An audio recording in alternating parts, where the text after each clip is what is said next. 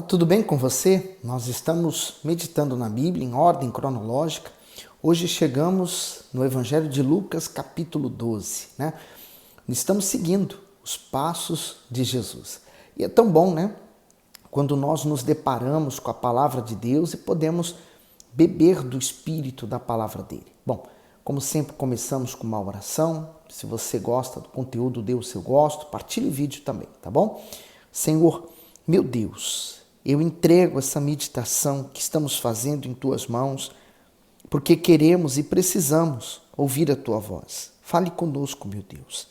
Usando a tua palavra, abra-nos o entendimento. Que assim seja. Amém. Lucas, capítulo 12, versículo 1. Ajuntando-se, entretanto, muitos milhares de pessoas, de sorte que se atropelavam uns aos outros, começou a dizer aos seus discípulos: acautelai-vos primeiramente do fermento dos fariseus, que é a hipocrisia. O comentário diz assim: a hipocrisia. Os fariseus eram bem conhecidos diante de Deus. Eles simulavam virtudes, mas escondiam pecados dentro de si. Pregavam respeito ao Senhor, mas eles mesmos negligenciavam os seus mandamentos. Eram severos com as falhas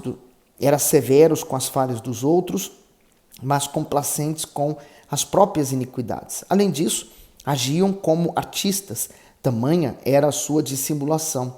Assim, enganavam a todos, menos o Salvador. O Senhor Jesus ama a verdade, por isso abomina qualquer tipo de falsidade. A hipocrisia está presente em todos os lugares, contudo, tem preferência pelo ambiente religioso, onde muitos gostam de ser vistos e apreciados pelos homens. O remédio para este perigoso mal é a sinceridade e o arrependimento. Caso contrário, a condenação é certa. Esse fermento dos fariseus, ele é como um vírus que vai passando, né? Acho que posso até dizer o seguinte: é como se fosse uma semente do próprio diabo semeada para destruir a obra de Deus, né? E ele estava ali já no meio dos discípulos. Não sei qual a razão. Ele fala que havia muitas pessoas que atropelavam uns aos outros, mas ele asseverou, ele advertiu os seus discípulos para que eles tivessem cautela, atenção, primeiramente com respeito ao fermento dos fariseus, que significava a hipocrisia, quer dizer, exigir dos outros o que eles mesmos não estavam fazendo. Então, esse é o cuidado que nós temos que ter a todo instante, né? Por isso Jesus, ele advertiu: vigiai e orai. Esse vigiar é com relação às nossas próprias atitudes, e por isso temos que estar sempre meditando na palavra de Deus, avaliando as nossas atitudes à luz da palavra de Deus. No 2, mas nada há encoberto que não haja de ser descoberto, nem oculto que não haja de ser sabido. Porquanto tudo o que em trevas dissestes, à luz será ouvido, e o que falaste ao ouvido, no gabinete, sobre os telhados será apregoado. E digo-vos, amigos meus, não temais os que matam o corpo, e depois não tem mais o que fazer. Mas eu vos mostrarei a quem deveis temer. Temei aquele que depois de matar tem poder para lançar no inferno. Sim, vos digo, a esse temei. E a pergunta é: quem é que tem esse poder de lançar uma pessoa no inferno? Normalmente as pessoas respondem: Deus, Jesus. Não, eles não têm. Porque o que Deus fez? Amou o mundo, deu o próprio Filho para morrer pelos nossos pecados e nos livrar dessa condenação. Então, se uma pessoa, né, ela nega a Deus, ela nega o perdão de Deus, então ela não aceitou o perdão, ela então negou. E essa negação do perdão é o que levou a pessoa ao inferno. Então ele fala: olha, você não deve temer o outro semelhante, mas tema sim o pecado. E não é o pecado, né? O inferno, o que leva a pessoa ao inferno não é o pecado também, mas a falta do perdão. Porque a pessoa não considerou o perdão de Deus através de Jesus, que ela vai para lá. Então, é isso que nós devemos pensar. No 6, não se vendem 5 passarinhos por 2 asses, e nenhum deles está esquecido diante de Deus. O comentário do versículo 6, os passarinhos em questão são os pardais, aves que possuíam o menor valor comercial da época.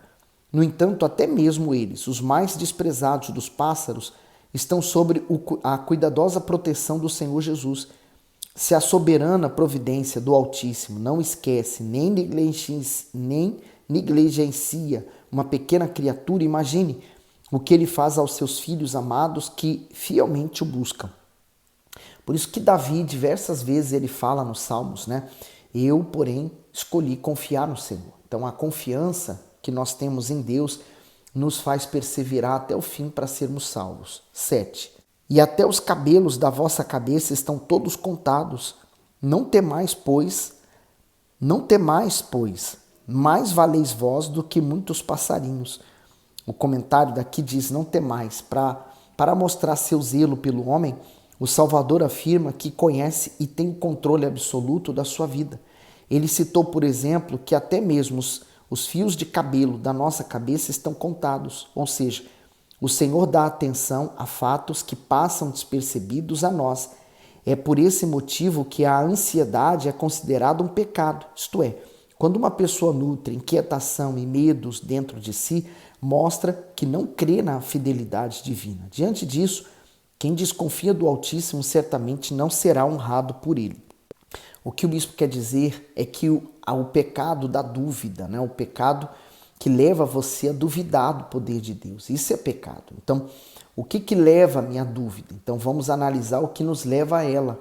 A dúvida, ela é produzida onde? Na ansiedade, no medo, nas preocupações. Então, essas coisas é natural nossa do ser humano, mas o que eu devo fazer? Entregá-lo ao Senhor Jesus, ao ponto de ficar realmente livre, né? E ter confiança no lugar da preocupação, do medo, da ansiedade, no lugar da dúvida, eu vou ter a certeza, a confiança e eu vou ter paz. Então, mesmo que esteja enfrentando momentos, lutas, problemas, mas em meio a eles eu terei paz. Então, é isso que ele quer dizer. Essa paz que vem da confiança que temos na palavra de Deus, na confiabilidade que há na palavra de Deus, nos faz ter uma fé que vai produzir os benefícios, que vai produzir o milagre, que vai produzir a cura, que vai produzir a resposta, enfim, etc. A dúvida, pelo contrário, ela nos afunda. E aí no 8, e digo-vos que todo aquele que me confessar diante dos homens, também o Filho do Homem o confessará diante dos anjos de Deus. Quantas pessoas hoje, elas se envergonham, por exemplo, de falar de Jesus para o seu próximo, confessar a sua fé. Às vezes a pessoa fala, olha, você tem algo diferente. Ah, não, é só o creme que eu usei, a maquilhagem que eu usei. Mas a diferença que a pessoa está notando é que talvez você seja uma pessoa de Deus. Então não se envergonhe de falar do Senhor Jesus para as pessoas. Pelo contrário, você deve ter esse prazer de falar daquele que te salvou, né? Quando nós gostamos muito de um lugar, ou fomos a um dentista, por exemplo, que gostamos, a um restaurante que nós gostamos muito daquela comida, nós terminamos fazendo publicidade gratuita àqueles lugares. Então, por que não fazer para o Senhor Jesus, né? Por aquele que nos salvou, morreu pelos nossos pecados. 9. Mas quem me negar diante dos homens, será negado diante dos anjos de Deus. E a todo aquele que disser uma palavra contra o Filho do Homem, se lhe há perdoado.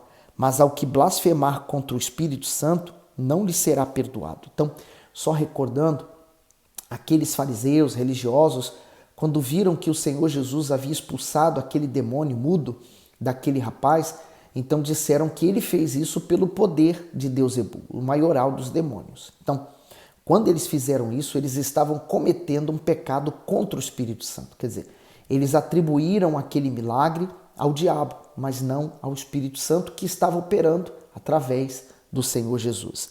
E aí ele diz, no 11, e quando vos conduzirem às sinagogas, aos magistrados e autoridades, não estejais ansiosos de como ou do que haveis de responder, nem do que haveis de dizer, porque na mesma hora vos ensinará o Espírito Santo o que deveis falar. Então quer dizer, às vezes você fica preocupado, mas eu quero falar com meu familiar sobre Jesus, ou quero falar com meu colega de trabalho, o que eu posso falar para ele? Não se preocupe com o que vai falar. Peça a Deus, meu Deus, olha, hoje eu vou tomar minha coragem, vou lá falar com fulano, me ajude com as palavras. Ele vai te ajudar, ele vai colocar a palavra certa, né? E ele disse no 13, disse-lhe um da multidão, mestre, diz a meu irmão que reparta comigo a herança. Mas ele lhe disse, homem, quem me pôs a mim por juiz ou repartidor entre vós? Então, quer dizer, o Senhor Jesus estava falando de algo tão sublime, né? Discipulando aquelas pessoas, e um deles estavam tão preocupados com a herança que receberam dos pais e o irmão que não queria repartir a herança. Aí ele disse, eu sou juiz para fazer isso, né? O Senhor Jesus falou, não vim resolver questões destas. Isso aí é problema de vocês.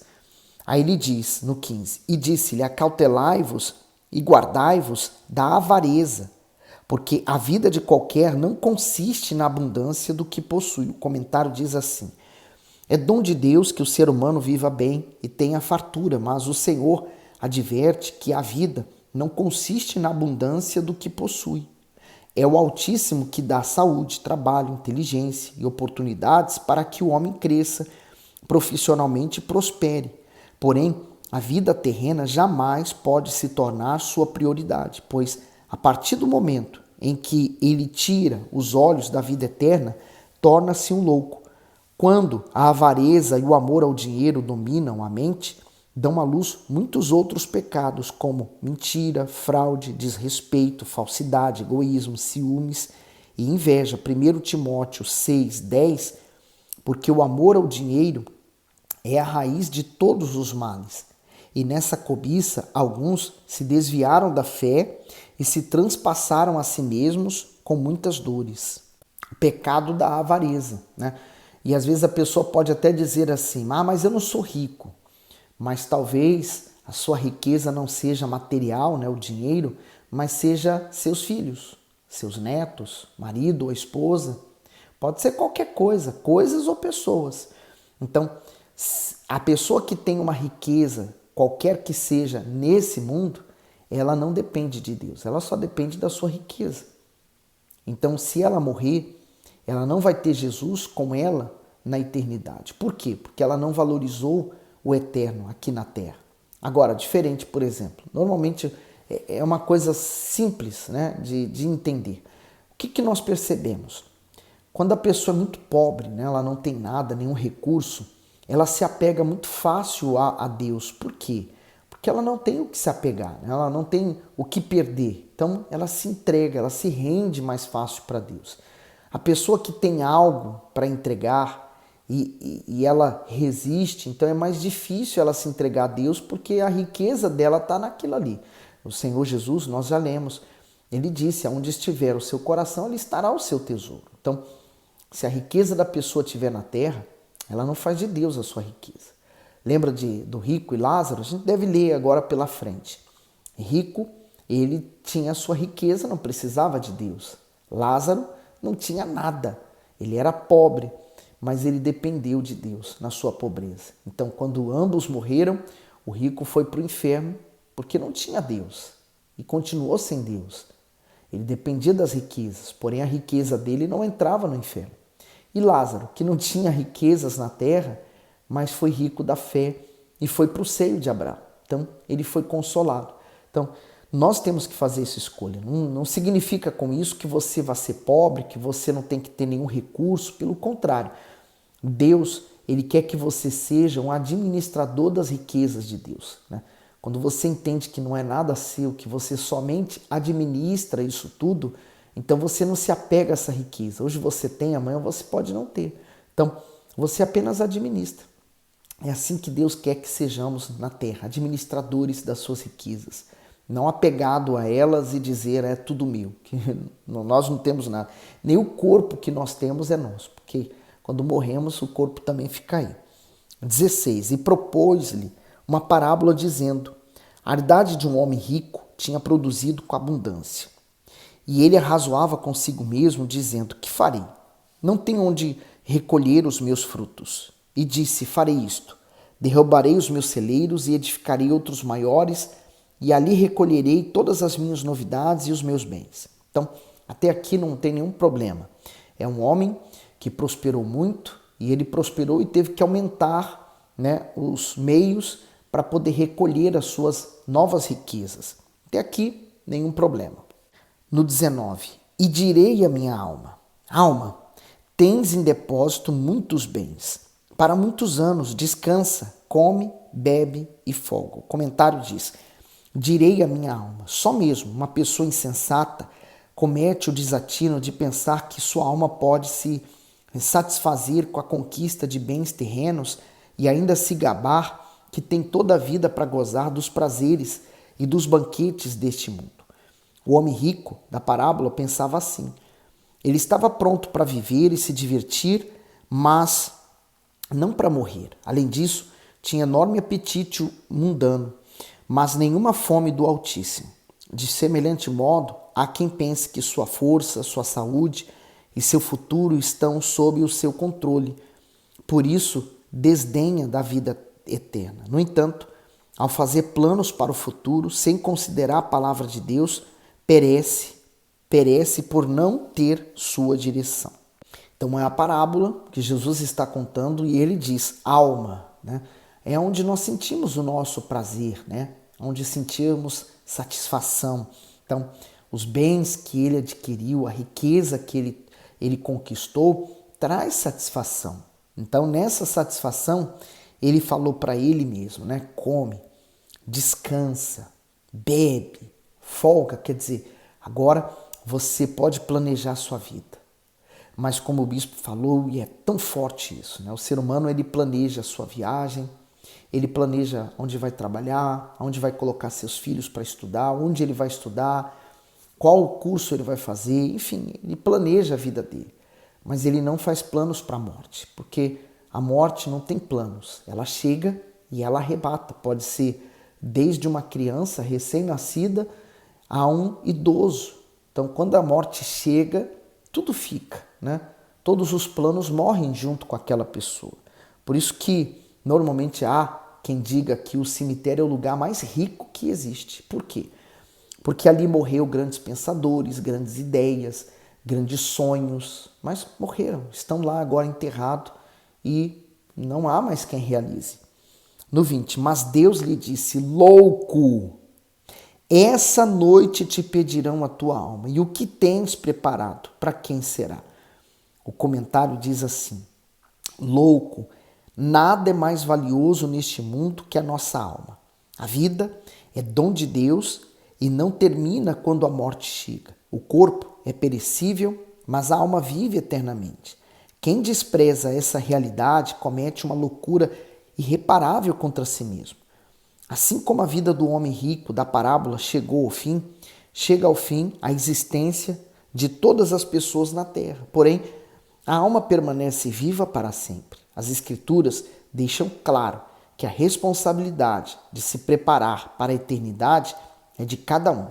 Acumular riqueza neste mundo e não se importar em adquirir tesouros espirituais implica em ficar sem nada na eternidade. É tão forte esse versículo. Ele disse louco, né? A pessoa que só pensa nas coisas terrenas e não valoriza Deus é um louco, é uma louca.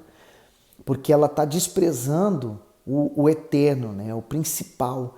Ela só considerou o terreno aqui, agora, né? Satisfazer sua vontade, satisfazer os seus próprios desejos, suas cobiças, suas ambições, mas ela não considerou o eterno. Cuidado, meu amigo, qualquer um de nós podemos cometer o mesmo. Cair nesse laço desse engano, né? Quando Eva foi seduzida pela serpente, exatamente isso aconteceu, né? Ela ignorou a presença de Deus, ela falou assim, olha, Deus te enganou quando disse que você vai morrer. Não vai morrer coisa nenhuma, pode comer. Quer dizer, o diabo, ele é enganador. E a culpa não é 100% do diabo, é nossa, porque nós tomamos uma escolha, né? Nós decidimos fazer algo que implicará na nossa distanciamento de Deus e no sofrimento. Então, se eu posso impedir o meu sofrimento, o que eu posso fazer para impedi-lo? Então, eu vou fazer. O ser humano, por vezes, ele não pensa na eternidade. Ele só pensa, como falamos, no aqui e agora. Cuidado para você não cair nesse laço. Eu vou terminar aqui nesse versículo 21. Assim é aquele que para si ajunta tesouros e não é rico para com Deus. O que é rico para esse mundo não precisa de Deus porque ele depende da sua riqueza. E o pobre, que não tem nada neste mundo, a maior riqueza que ele possui é ter se encontrado com Deus. Então, na eternidade haverá diferença, né? Quando o rico e o pobre morrem, ambos estão em pé de igualdade. Diante de Deus estão iguais. O que vai diferenciar um do outro é quem ele valorizou na terra. Se ele valorizou o dinheiro, a riqueza, as pessoas, então ele não vai ter ninguém para ajudar ele. Aquele que era pobre não tinha nada para valorizar na terra, né? A vida privou ele de tudo, mas ele se agarrou a Deus, se encontrou com Deus. Então, na eternidade, ele vai ter Deus que o salvará. Jesus será esse o Salvador. O seu sangue derramado na cruz o salvará dos seus pecados. Por isso, você pode ser rico. Não estou falando para você desfazer da sua riqueza. Pelo contrário, mas para você tirar o seu coração dessas riquezas e colocar no Senhor Jesus. Amar a Deus sobre todas as coisas e ao seu próximo como a ti mesmo. Faça esses 2 mandamentos de Deus e quando você morrer, você terá a vida eterna. É só isso. É sacrifício, claro. Tudo na vida exige um sacrifício, né?